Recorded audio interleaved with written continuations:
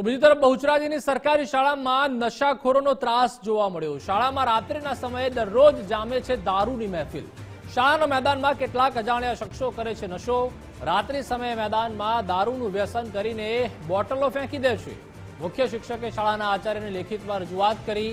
Police અને શિક્ષણ વિભાગને પણ પત્ર લખીને રજૂઆત કરી। ટીપીઓએ પોલીસ વિભાગને કાર્યવાહી કરવા અપીલ કરી છે। તો શૈક્ષણિક સંસ્થાના ધામમાં આવી મહેફિલ કેટલી યોગ્ય? શું ગુજરાતમાં માત્ર નામની દારૂબંધી છે? અવારનવાર તે સવાલ થાય છે।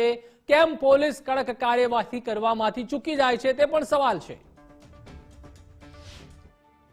બહુચરાજી પ્રોપરમાં જે કુમાર પ્રાથમિક શાળા આવી છે બરાબર, તો એમાં વરંડો એક સાઈડથી નીચો છે, તો એના લીધે રાત્રિના સમયે ગામના અમુક વ્યસની વ્યક્તિઓ જે છે એ શાળામાં પ્રવેશે છે।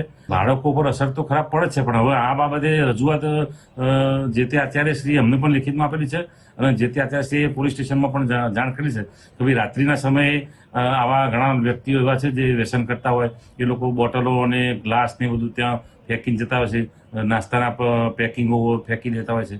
આવી બધી અસર તો બાળકો પર ખરાબ પડે છે, પણ આપણે જાણ કરેલી છે પોલીસ સ્ટેશને કે ભાઈ આવું આ પ્રકારની છે તો તમે એ પ્રમાણે કંઈ પગલાં લો।